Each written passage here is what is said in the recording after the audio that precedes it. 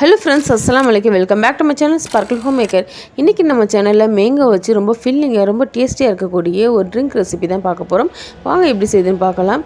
இப்போ வந்து custard powder தேவை. இதுக்கு கஸ்டர்ட் பவுடர் எப்படி வீட்லயே செய்யலாம்னு சொல்லிட்டு ஆல்ரெடி ரமலான் ப்ரிப்பரேஷன் வீடியோல போட்டுருக்கேன். பார்க்காதவங்க கீழே டிஸ்கிரிப்ஷனில் லிங்க் கொடுக்குறேன். அந்த வீடியோ பாருங்கள், யூஸ்ஃபுல்லான டிப்ஸ் இருக்கும்.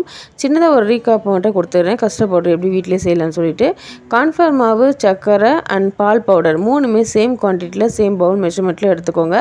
சர்க்கரையை ஃபஸ்ட்டு நல்லா பவுடர் பண்ணிவிட்டு அதுக்கப்புறம் கார்ன்ஃப்ளவர் மாவும் பால் பவுடரும் சேர்த்துட்டு 3 ஏலக்காய், 1/4 ஸ்பூன் வந்து எல்லோ ஃபுட் கலர், இதுக்கு வந்து வெண்ணிலா எசன்ஸ் வந்து ஒரு 5 ml சேர்த்துட்டு நல்லா பிளெண்ட் பண்ணிக்கோங்க.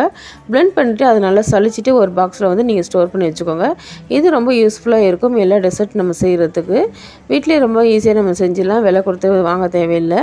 இந்த கஸ்டர்ட் பவுடர் வந்து ஒரு 5 ஸ்பூன் எடுத்துகிட்டு நான் 1/2 லிட்டர் பாலை ஏற்கனவே காய்ச்சி ஆற வச்சு வச்சுருக்கேன். அதுலேருந்து கொஞ்சம் போல் பாலை எடுத்துகிட்டு இந்த மிக்சிங்க்கு நல்லா லம்ஸ் இல்லாமல் கலந்துக்கணும். கலந்துட்டு இந்த காய்ச்சின பாலோடு சேர்த்துட்டு நம்ம நல்லா கிளறி கொடுத்துக்கணும். நல்லா லம்ஸ் இல்லாமல் நல்லா கிளறி கொடுத்து நம்ம கொதிக்க வைக்கணும் இந்த பாலை. இப்போ நான் எடுத்த குவான்டிட்டி இதுக்கு பத்தலை, ஸோ அதே டபுள் அமௌண்ட்டு நான் எடுத்துக்கிட்டேன். ஒரு 10லேருந்து 12 ஸ்பூன் அளவுக்கு 1/2 லிட்டர் பாலுக்கு நம்மளுக்கு கரெக்டாக இருக்கும். அந்தளவுக்கு நீங்கள் வந்து கஸ்டர்ட் பவுடர் சேர்த்துட்டு இந்த பாலை நல்லா வந்து லம்ஸ் இல்லாமல் நம்ம ஆடையும் இல்லாமல் நல்லா கிண்டி கொடுத்துட்டே இருக்கணும். நல்ல பால் நல்லா கொதித்து இந்த அளவுக்கு திக்காக க்ரீமியாக இருக்கணும். அந்த அளவுக்கு வர வரைக்கும் நம்ம வந்து பாலை கிண்டி கொடுத்துக்கோங்க. கிண்டி கொடுத்துட்டு நல்லா கொதிக்க வச்சுட்டு நீங்கள் பாலை ஆஃப் பண்ணிவிட்டு நல்லா ஆற வச்சுக்கோங்க. தேவைப்பட்ட நல்லா கூலிங் ஃப்ரிட்ஜில் வச்சு கூலிங் பண்ணிக்கோங்க. இதுக்கு இந்த ட்ரிங்க் பார்த்திங்கன்னா எனக்கு கடல் பாசி தேவை. ஸோ கொஞ்சம் போல் கடல் பாசி எடுத்து ஊற வச்சு அதுக்கு தேவையான சர்க்கரையும் சேர்த்துட்டு நல்லா கொதிக்க வச்சுக்கிறேன்.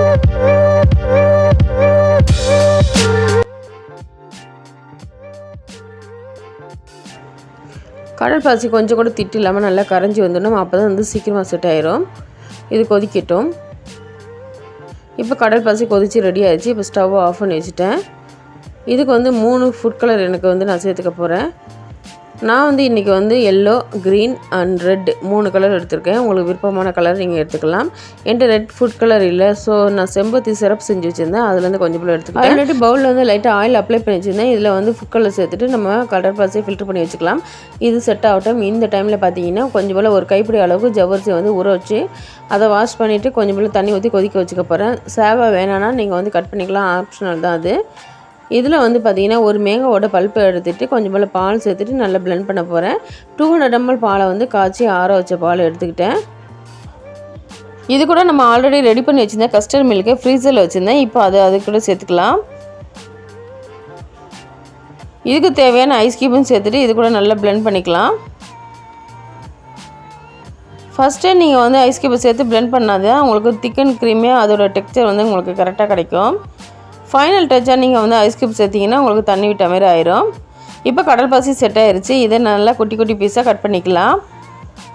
இந்தமாரி நைஃப் வச்சு நீங்கள் கீறி விட்டிங்கன்னா அது குட்டி குட்டியாக கட் ஆயிரும். இப்போ கஸ்டர்ட் மில்க் ரெடி ஆயிடுச்சு. இப்போ ஜவ்வரிசி நம்ம வேக வச்சுருந்தோம், அதுவும் ரெடி ஆயிடுச்சு. அதை நம்ம வந்து ஸ்ட்ரெயின் பண்ணிக்கலாம். ஸ்ட்ரெயின் பண்ண உடனே வந்து நார்மல் ப்ளைன் வாட்டரையும் சேர்த்துட்டு நம்ம ஸ்ட்ரெயின் பண்ணிக்கணும். அப்போ தான் ஒன்றோடு ஒன்று ஒட்டாமல் உதிரியாக கிடைக்கும். கொஞ்சம் நேரம் விட்டுட்டு நீங்கள் வந்து தண்ணி ஊற்றினீங்கன்னா ஒட்டிக்கும். இப்போ ஜவ்வரிசி வந்து ஒன்றோடு ஒன்று ஒட்டாமல் முத்து போல் உங்களுக்கு கிடைக்கும் ட்ரிங்கில். இப்போ ஊற வச்ச சப்ஜா சீடியும் இது கூட சேர்த்துட்டு நல்லா மிக்ஸ் பண்ணிக்கலாம். செட் பண்ணி வச்சுருந்த கடல் பாசியும் நம்ம இது கூட சேர்த்து 1 by 1 மிக்ஸ் பண்ணிக்கலாம்.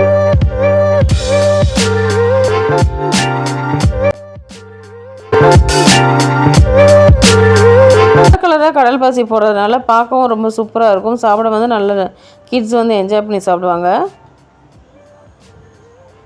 இப்போ வேற ஒரு பாத்திரத்தில் மாற்றிட்டு ஜவ்வரிசி, sabja seed and custard milk இதெல்லாம் சேர்த்துட்டு தேவைப்பட்ட நட்ஸு நம்ம சேர்த்துக்கலாம். இதில் வந்து பார்த்திங்கன்னா நான் சுகர் ஆட் பண்ணல. ஆல்ரெடி வந்து கஸ்டர்ட் மில்க்லேயே நம்ம கஸ்டர்ட் பவுடர்லேயே சுகரை சேர்த்துட்டு நம்ம பவுடர் பண்ணியிருக்கோம். அந்த சுகரே நம்மளுக்கு போதும். உங்களுக்கு தேவைப்பட்டால் செக் பண்ணி பார்த்துட்டு நீங்கள் சேர்த்துக்கோங்க. இல்லைனா இன்னும் ரிச்னஸ் வேணும்னா கண்டென்ஸ்டு மில்க்கு நீங்கள் சேர்த்துட்டு சர்வ் பண்ணிக்கலாம். அவ்வளோதான், சூப்பரான நம்மளுடைய மேங்கோ கஸ்டர்ட் சர்பத் ரெடி ஆயிடுச்சு. இது நம்ம ரொம்ப சில்லுன்னு சர்வ் பண்ணால் ரொம்ப டேஸ்டியாக இருக்கும்.